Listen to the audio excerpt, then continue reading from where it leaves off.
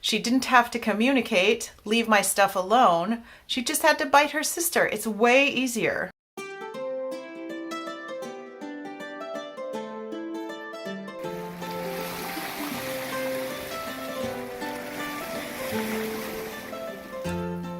Hello, welcome to the Chirp YouTube channel. I am Christy, your friendly online speech language pathologist and specialist in children's communication development, which includes behavior, because behavior of all kinds is a type of communication. This is the last video in our pyramid model series that we have been going through for the last number of months. This has been a great series because it deals with behavior, challenging behavior to be specific. And challenging behavior is usually the number one issue that comes up with families, with teachers, with anybody who deals with kids who have a different developmental trajectory than a typical kid does. Behavior always comes up because it's so challenging to deal with, and because usually we have to deal with it in different ways in our specific population of kids than we would in the population of typically developing kids. If you haven't watched this series yet, please go and refresh yourself with multiple videos on various different issues related to behavior management. The whole point of the pyramid model, and the reason why I'm doing this series, is because we want to prevent challenging behavior. And we want to do this by preparing the groundwork. This includes all sorts of things, all the way from preparing your environment to be appropriately supportive, to training your child to know how to express her wants and needs. All of these various different things are important to prevent challenging behavior. If you want to go back to the very beginning, that is the first video in the series, and you can watch them all in order should you wish to. This is the last video, and in this video we're going to discuss something called the functional behavior analysis. In this little chunk of our series, I've been talking about intensive intervention. The reason I've been talking about intensive intervention is because sometimes all of the plans that we put into place, all of the other strategies that we have used, simply don't work.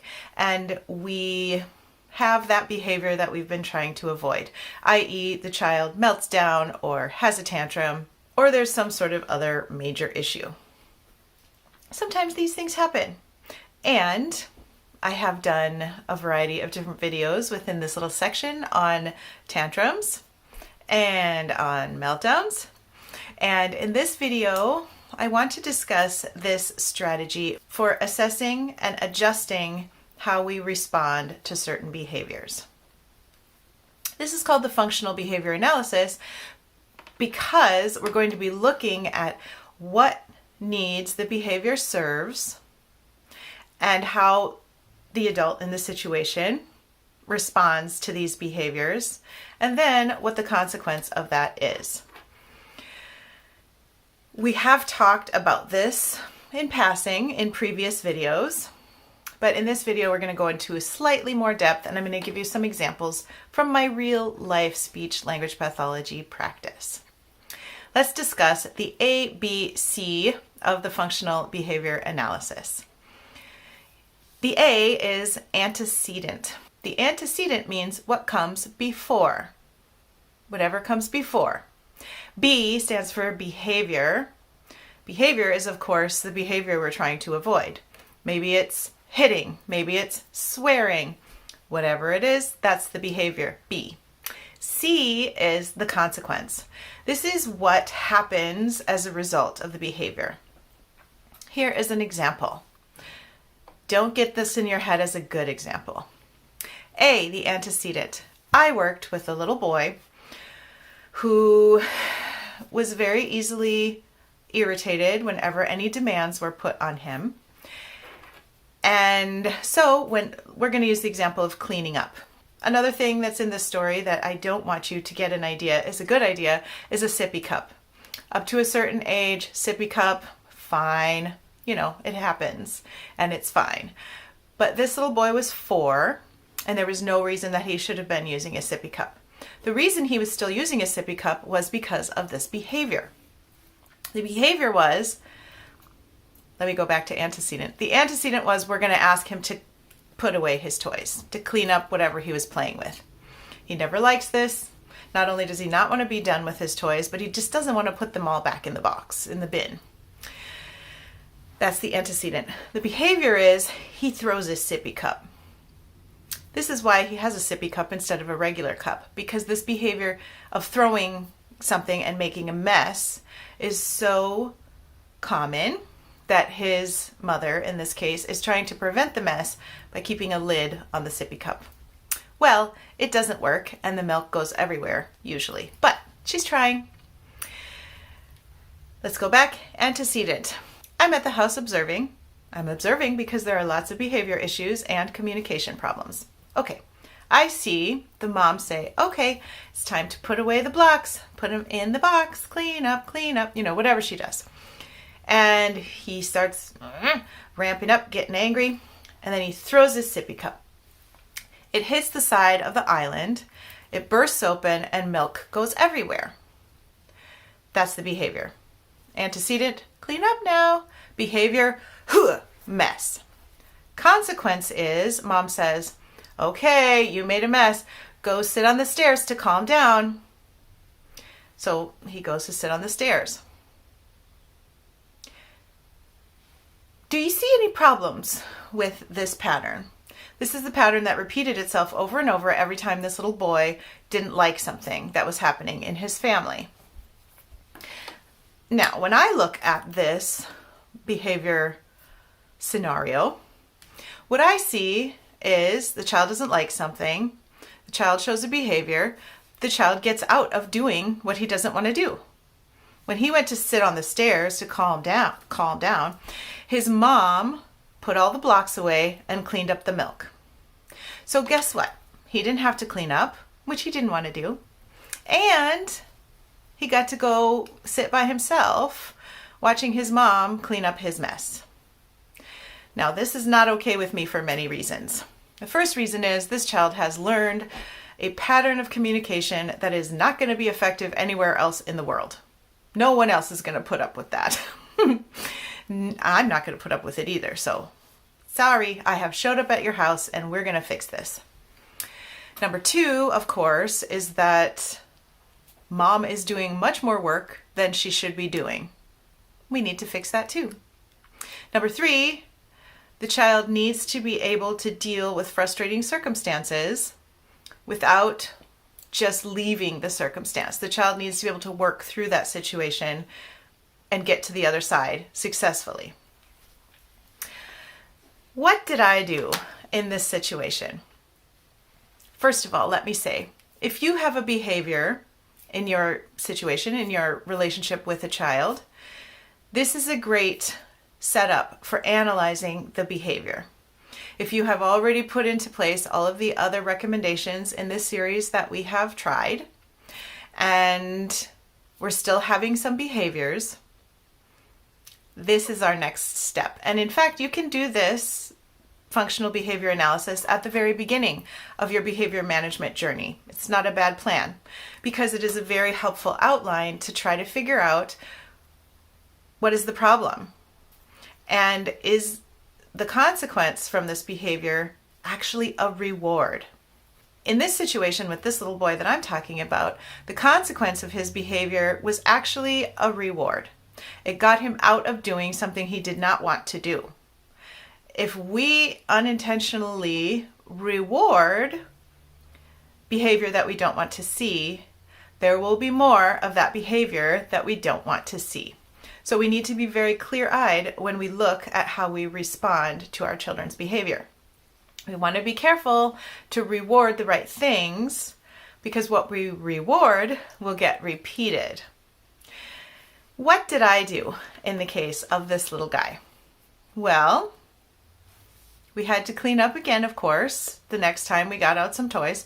Once the mom had been done cleaning up, I said, okay, we're going to play with something else. So we got out some more toys, and I set the timer, I think, for like 3 minutes. It wasn't very long. Then the timer rang, and I said, oh, time to clean up. So the little boy threw his milk again, which Mom had filled up and everything was all clean. And I said, Mom, do not do anything. Let me handle this. So I said, oh dear, what a mess. And then I took the child's hand. We went over to the kitchen. He's crying and screaming. We went over to the kitchen. I may have had to pick him up. And we got a rag and I held his little hand and we cleaned up the milk. We soaked it up, cleaned it up, put the cup back on the counter, and then we went over and cleaned up the blocks in the same way. And this whole time he's crying, probably very loudly. I don't exactly remember. Perhaps I've blocked this out because his mother was very unhappy with me, very unhappy. They weren't sure that they wanted me to come back because they thought I was disrespectful towards their child.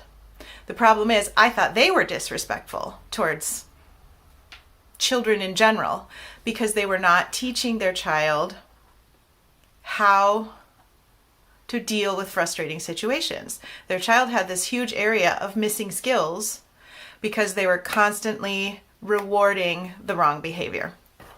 So after he cleaned up his milk and he was crying and yelling, then I carried him over to the blocks and said, well, we got to clean up the blocks still.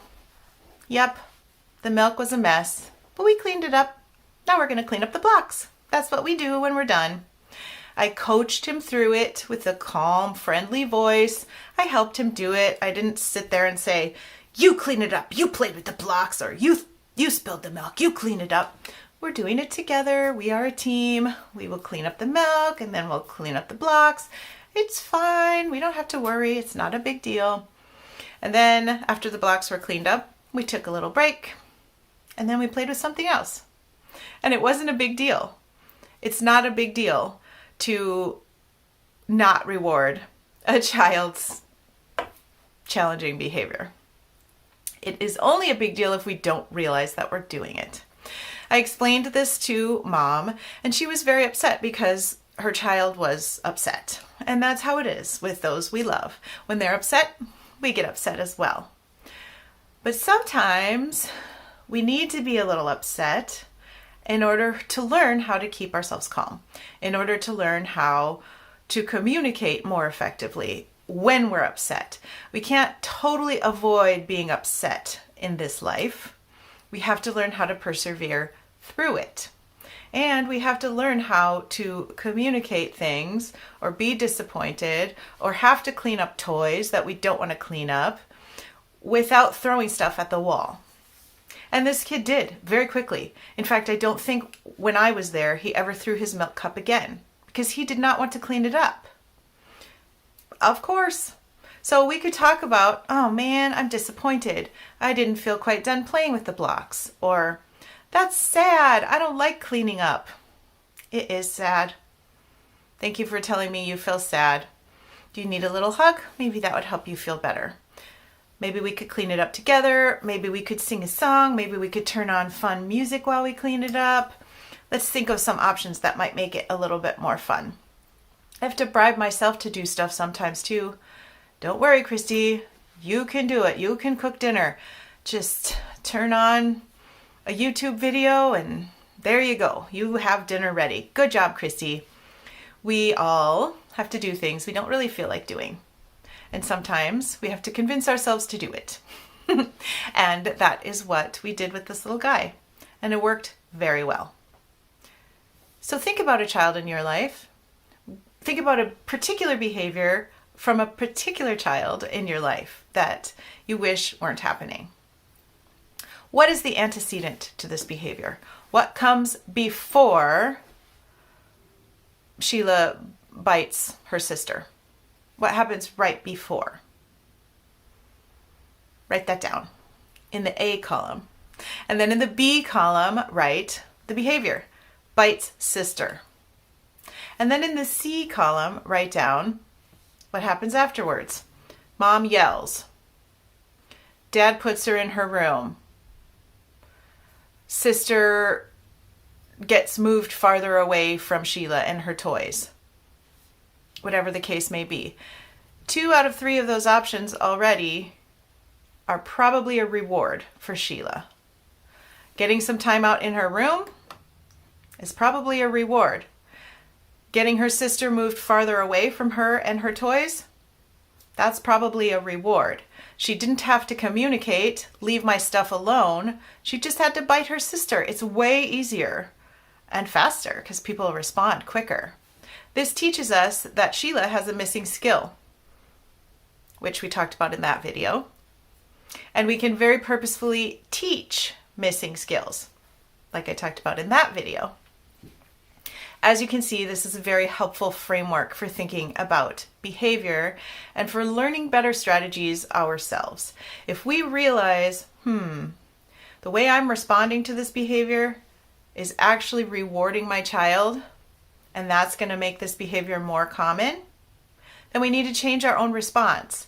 And we can think through it in advance. So for example, if my response to Sheila biting her sister is usually to say, okay, sister, come sit over here instead. Give Sheila some space. Obviously, she wants some space. I need to change that behavior. That is not just a Sheila problem. That's a me problem as well as the adult in the situation. What could I do instead? Well, I could have some visuals right there that say, back up, or I need space, or something like that, that Sheila can point to when her sister is in her space, being too close, or taking her toys, or whatever the case is. We have to be detailed in our analysis. And so, if Sheila bites, we say, Sheila, when sister is too close, we say, back up. We model, back up. And we might have Sheila put a special Band-Aid on her sister's owie or something along these lines. The important part is that we introduce a more effective way for Sheila to communicate. In this case, someone was too close. That's why she bit. So we introduce a better way for her to communicate that she needs more space. This might not be the same situation that you're dealing with. In fact, it probably isn't, because there are hundreds of thousands or millions of different challenging behavior scenarios. So you will have to assess your own. The next thing after we do this assessment, A, B, C, we find out what the antecedent is, what comes before the behavior, and we find out what we are doing after the behavior, and we assess what we need to change, and we give it a try. We have to assess all over again to see if it's effective. And it won't necessarily be effective immediately because Sheila will need some time to practice her new skill. But if it is not effective at all, then we have to make the assumption that we didn't read the situation properly. Maybe Sheila is not biting because her sister's too close and in her space. Maybe she's biting because she has a cavity in her tooth and it hurts and she's trying to express that. If she's got a sore tooth, then giving her a visual to say back up is not going to help. So our strategy would need to be different. Obviously, we get the tooth fixed. There always needs to be this adjustment. We need to watch what the child is doing, and then we need to assess how we respond. It is very tricky because there are so many different causes for some of these behaviors that we see. If you have watched this whole series, then you probably have some ideas of the types of things that might be contributing to some of these behavior challenges. So if you haven't, once again, go back and do it. If you're still having problems after all these videos and after analyzing behavior the way that we're talking about in this video, then it might not hurt to get some professionals involved if you haven't already. I recommend speech language pathologists because that's my profession, and I feel like we address the communication side of behavior better than any other type of professional does. So I put a link in the box down below so you can find yourself a local speech language pathologist. If you do, Please mention before you book someone that you are having difficulties with challenging behavior and you suspect it's related to communication difficulties and you would like some help figuring it out. Because some speech language pathologists have a totally different framework and they come from a totally different angle and they won't necessarily be so helpful with behavior problems. Well, there you have it. You have learned today about the functional behavior analysis. I hope that it was helpful to you. Please do leave me questions down below. And ding, ding, ding. If you are interested in talking to me about your own child's behavior, you can email me. There will be a link down below. And I'm willing to brainstorm with you some of the reasons behind your child's behavior and what kind of things you might do to assist your child in staying calmer and not displaying those challenging behaviors that we really struggle with. Have a great day. Thank you for watching. See you next time. Bye.